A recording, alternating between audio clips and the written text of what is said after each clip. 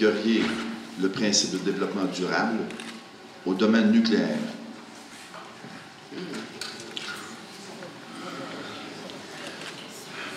Il y a des débats qui se règlent de façon, j'allais dire, définitive. Et je pense qu'un de ces débats-là, s'il a eu lieu en 1977,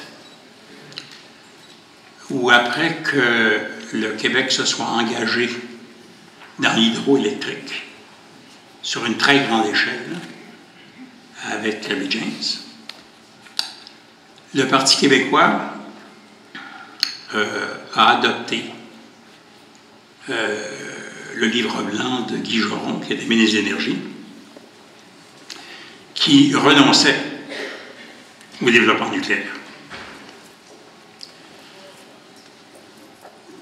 Ça a arrêté un certain nombre de choses, comme par exemple une usine d'eau lourde. Il y avait un certain nombre de projets qui sont arrêtés. Et comme on envisageait des réserves importantes d'hydroélectricité pour très longtemps, on en est resté là. Là, le débat reprend pour savoir si le Gentilly 2 sera reconstruit ou réparé. Bon. Parce que dans un cas, ça passe par le BAP, dans l'autre cas, ça ne passe pas par le BAP. Là, ça devient, compte tenu des positions qui se sont développées, comme vous dites, depuis 25 ans, ça devient un problème essentiellement économique. Les 800 mégawatts, je voudrais bien 700 mégawatts qu'il y a là, est-ce que ça fournit du courant électrique? À quel prix? Comment ça se compare avec autre chose? On me dit, moi, que ça serait 16 cents le kilowattheure, alors que la romaine, ça va être 10 cents.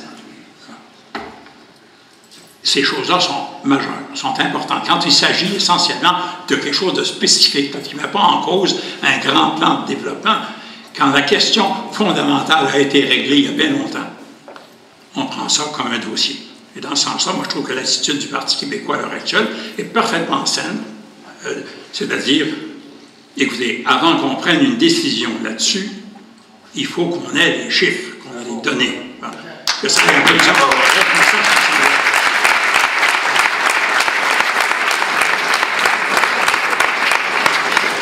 Là, oui, on n'est pas dans le dogme, on est dans le calcul. Là, c'est des cas où les comptables sont importants. Monsieur Parizeau. Oui. D'abord, je voudrais vous remercier de vous rendre disponible comme ça pour rencontrer la population.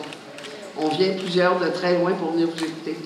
Mais ça, c'est pas ma question, c'est mon remerciement. Ma question s'adresse probablement à l'économiste. Actuellement, le fédéral veut nous imposer une commission des valeurs mobilières canadienne, incluant le Québec. Ça s'est rendu, là, ça s'en va à la Cour suprême. Qu'est-ce que vous en pensez? Comment s'en sortir? Parce que moi, je vois ça comme étant un moyen de contrôle supplémentaire qui va nous étouffer encore une fois. Non, vous avez raison, c'est un moyen de contrôle supplémentaire. Oui, je comprends.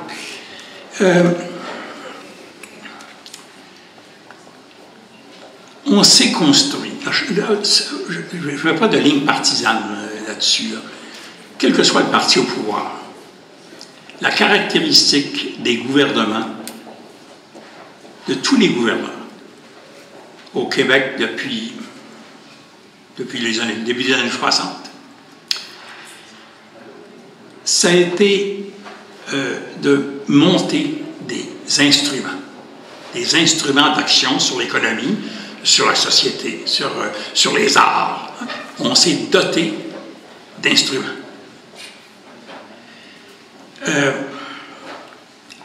Pour certains, le bien de la société le voulait. Pour d'autres, évidemment, c'était se préparer à devenir un vrai pays. C'est très ambigu comme attitude. Vous voyez, par exemple, le Parti québécois va créer moins d'instruments nouveaux que l'Union nationale ou que les libéraux de Jean Lesage. Pourquoi? Parce qu'une bonne partie des instruments étaient déjà créés. Et il fallait apprendre à s'en servir. Parce que c'est pas tout d'avoir une belle boîte à outils. Il faut apprendre à s'en servir. Là, depuis quelque temps, on sent qu'il y a moins de résistance à l'égard de... on est davantage disposé, le gouvernement actuel là, est davantage disposé à lâcher ces instruments-là.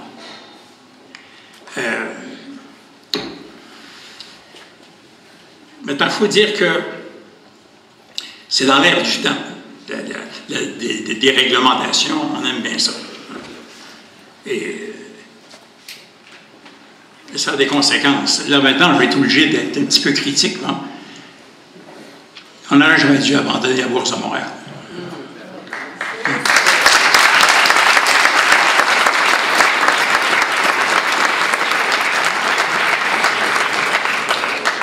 Je ne vous dirai pas que je suis descendu sur les genoux pour empêcher ça, mais presque. Regardez, une des choses peut-être les plus importantes qui ont permis ce qu'on a appelé l'apparition de la garde montante, des hommes d'affaires importants au Québec, d'entrepreneurs de premier ordre, ça a été le régime d'évaluation.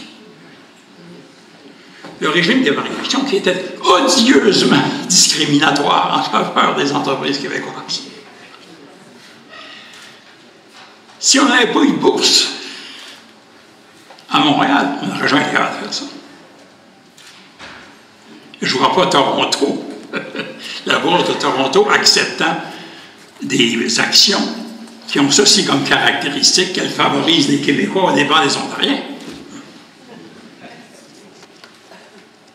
La Commission des valeurs mobilières, c'est un instrument. Heureusement, dans ce cas-là, je pense que le gouvernement libéral y tient. Mme Jérôme Forget était mot. J'espère que ses successeurs vont garder... Jusqu'à maintenant, ça a l'air de tenir. C'est tout ce que je peux dire. Moi, j'ai plus de... Comment dire... J'ai plus d'impact sur les événements. Rendu à mon âge, je peux émettre des vœux, des souhaits, mais... comment dire... Il faut que je fasse attention de ne pas me faire accuser de radoter. Merci beaucoup. Ça? Ah non, disons 2 questions. 3. Okay.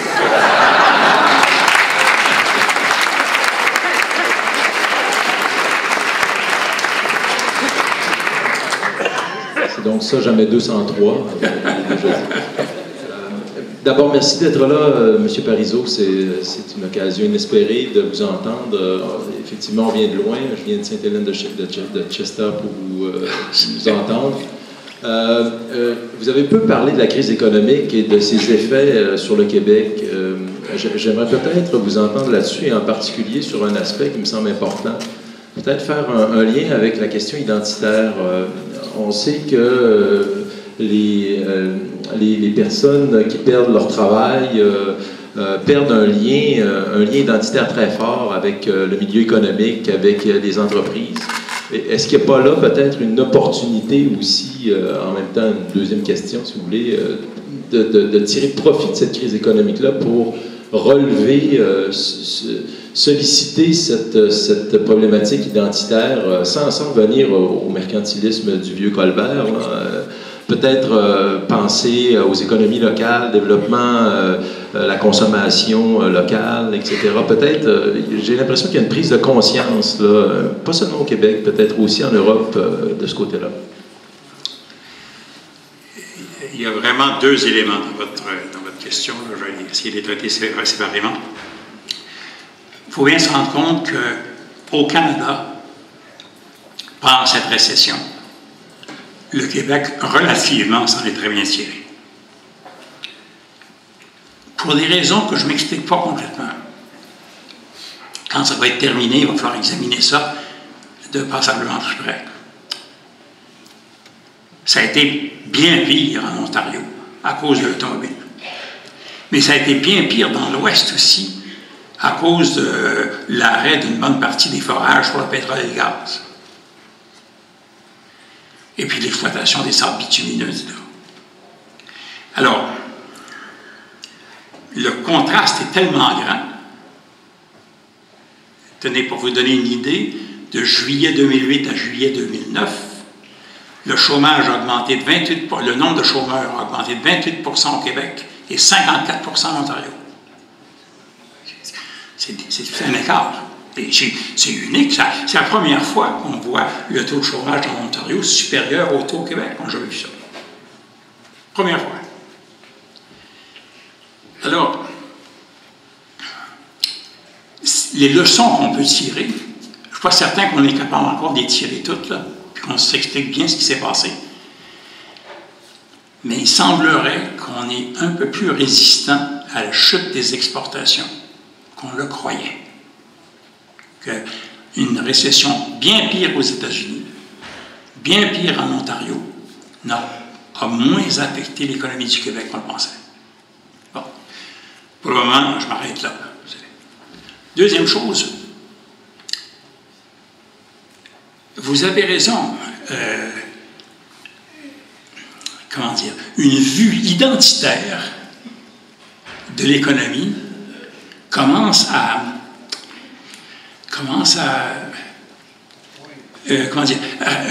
attirer l'attention des gens. Je ne suis pas encore certain que ce soit une vague, mais c'est sûr que tout le monde est amené à réfléchir à des choses comme, par exemple, c'est vrai que c'est complètement idiot de faire en sorte qu'un produit qui pousse à 10 km de chez moi, je vais le faire venir de 2000 km plus loin. Il y a des considérations qui tiennent à l'écologie là-dedans, au gaz à effet de serre, par exemple. C'est ce que ça représente le transport là-dedans. Mais il y a aussi le goût d'avoir des produits locaux, de participer à une sorte d'économie locale où les voisins dépendent un peu de nous, puis nous dépendons un peu de nos voisins. C'est pas un phénomène exclusivement québécois. J'entends beaucoup d'échos en Europe de ça. Beaucoup. Et il y a évidemment un endroit dans le monde où ça se développe de façon fulgurante et qui là est une histoire merveilleuse. C'est le microcrédit en Amérique latine, en Afrique.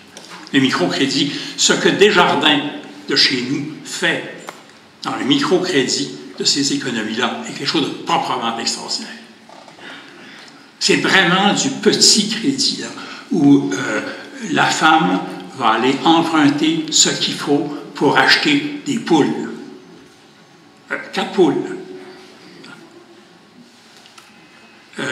Et des économies locales toutes petites, sont en train de se construire et améliorer la vie des gens par l'introduction d'un phénomène tout à fait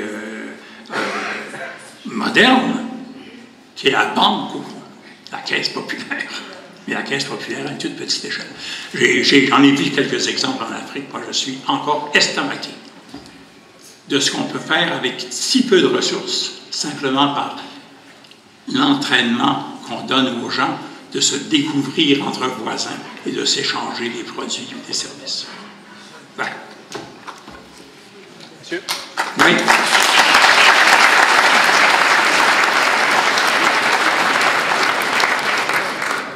Bonsoir, M. Parizeau. Une remarque avant de poser ma question. J'ai reconnu ce soir le grand professeur d'économie que vous êtes et aussi votre immense connaissance de l'économie, et québécoise et mondiale.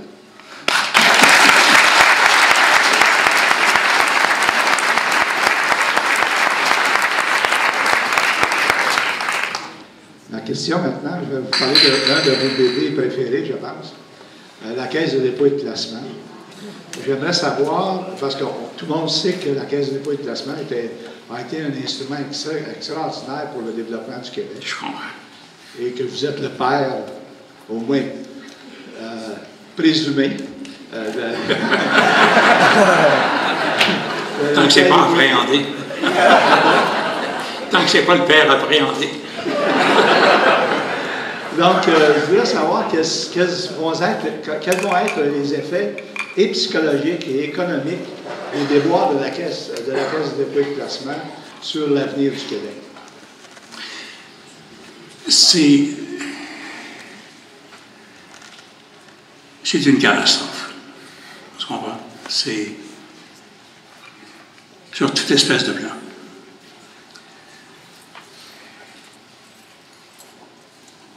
Tu sais, il y avait trois choses qui étaient vraiment au centre de la révolution de la société québécoise. Le vaisseau amiral, comme disait l'évêque, Hydro-Québec. La réforme de l'éducation et la Caisse de dépôt. On couvrait les trois buts avec ça. C'était les pivots, les fleurons là, de la Révolution tranquille. On a des problèmes avec l'enseignement qui sont de plus en plus compliqués. La Caisse s'est passée par une catastrophe. Et Hydro-Québec, ça marche. J'étais quand même assez impressionné des dernières commissions parlementaires, là. Quand même.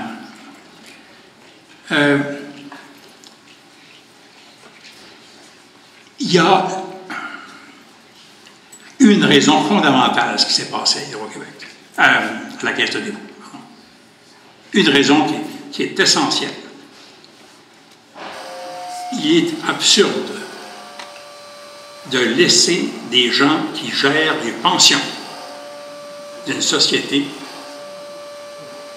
agir comme si cet argent était à eux. La Caisse n'est pas un hedge fund. Ce n'est pas un fonds spéculatif.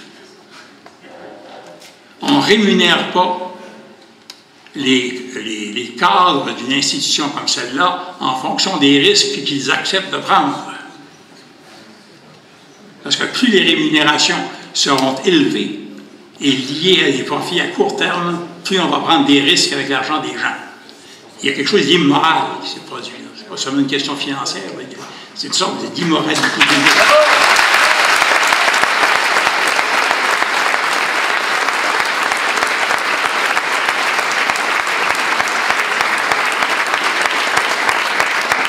D'autre part, il y a l'argument qui va nous revenir sur la tête, là, comme d'habitude. Vous voyez, vous n'êtes pas capable de gérer vos propres affaires. Celui-là, il commence déjà à circuler. Je ne vais pas rentrer dans les détails. Il y a un certain nombre de choses à faire. La première des opérations à faire, c'est de reprendre que l'État du Québec, au nom de ses citoyens, reprenne le contrôle de la Caisse.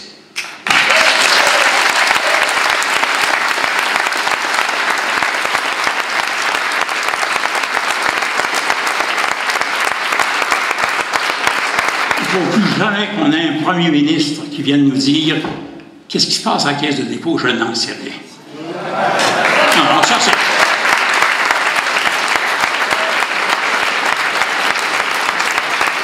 C'est de notre argent dont il parle, pas du sien. Non, moi j'ai été scandalisé par cette attitude des dirigeants politiques disant « il faut pas toucher à l'indépendance de la Caisse. » Comment? Je comprends qu'il faut la surveiller. La Caisse de dépôt opère à l'heure actuelle dans une absence de réglementation qui ne s'applique à aucune autre institution financière. Il y a d'autres choses à faire. Oui, par exemple, dans le monde d'aujourd'hui, le contrôle des entreprises peut changer de main très rapidement. On l'a vu depuis quelques années, c'est extraordinaire. Regardez au Canada, les groupes miniers sous contrôle canadien, il en reste un, vraiment important. Tous les autres ont été vendus en l'espace de 4-5 ans. Il y a des choses qu'on ne veut pas laisser aller. On a monté au Québec, je reviens à l'histoire des instruments tout à l'heure, On a monté au Québec un système financier qui avait ceci de caractéristique qu'il n'était pas achetable. Ce que je veux dire par là, c'est que la Banque nationale, la plus grosse institution de crédit aux entreprises au Québec, la Banque nationale, un actionnaire ne peut pas avoir plus que 10% des actions. Le Mouvement des Jardins, c'est le mouvement coopératif. La Caisse de dépôt, c'est l'État.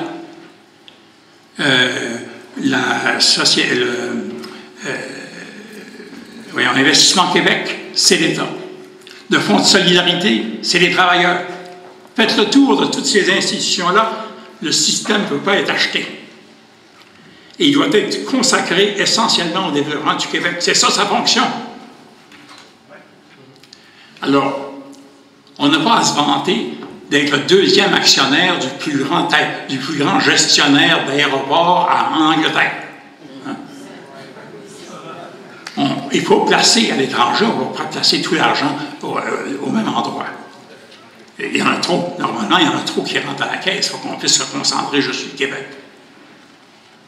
Mais le Québec passe d'abord.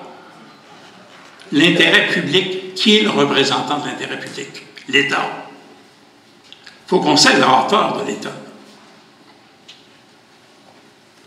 Je pourrais continuer longtemps là-dessus. Je m'arrête mais vous voyez, ça me tient encore très à cœur.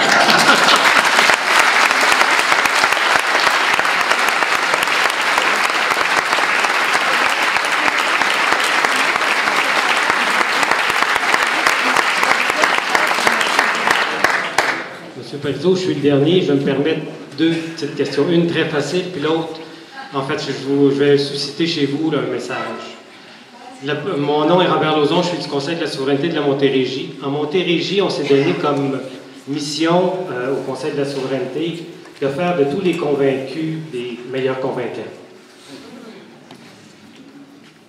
Ma première question, un des arguments qu'on entend souvent de la part de nos amis fédéralistes, c'est comme souverainiste, vous ne serez jamais capable de faire l'indépendance économique de votre pays. J'aimerais savoir, vous, docteur en économie, est-ce qu'il y a un pays au monde qui est vraiment indépendant économiquement? Oui, la Corée du Nord.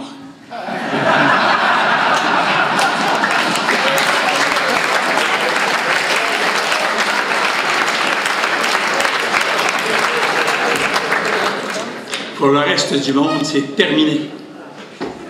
Ça n'existe pas. Alors, les fédéralistes, on y sera bien.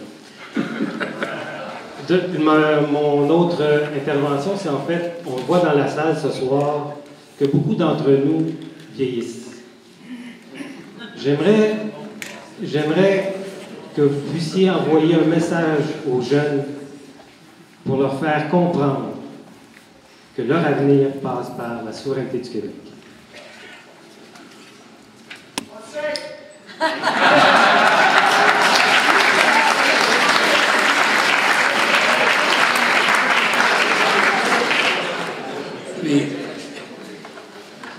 Mais vous voyez, ça, j'ai toujours eu beaucoup de difficultés à me ranger à cette optique-là. Là, parce que simplement, là, je suis peut-être vieux jeu. Hein. Mais quand je suis rentré au Parti québécois, le Parti québécois était un mouvement de citoyens.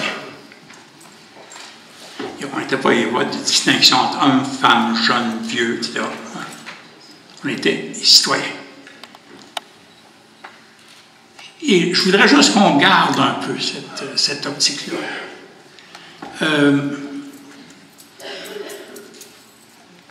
Il y a beaucoup de jeunes qui s'intéressent à la politique. En fait, à mon sens, il y en a toujours vu beaucoup. Périodiquement, on dit qu'ils ne s'intéressent pas à ces choses-là. Vous vous souvenez, pour les plus vieux d'entre nous, là, du référendum de Charlottetown en 92. Et c'était basé, ce référendum-là, sur un document de 21 pages, compliqué à lire, aride. Nous, on s'était amusés au parti à faire des espèces de bulles comme dans les bandes dessinées, là, avec des petits commentaires acidulés sur le texte. Puis on avait distribué ça en 2,5 millions d'exemplaires à travers le Québec. Et la première semaine, à cause des règlements référendaires à ce moment-là, la première semaine, on ne pouvait pas faire de publicité. Alors on a décidé d'aller dans les universités et dans les cégeps pendant une semaine. J'ai fait le premier, Cégep Édouard-Montey. On fait distribuer le document. Puis je me promets bien de parler de ce document-là, puis de présenter le document aux étudiants. J'entre dans la salle. Ils étaient 1000. Ça fait un choc. En 1995,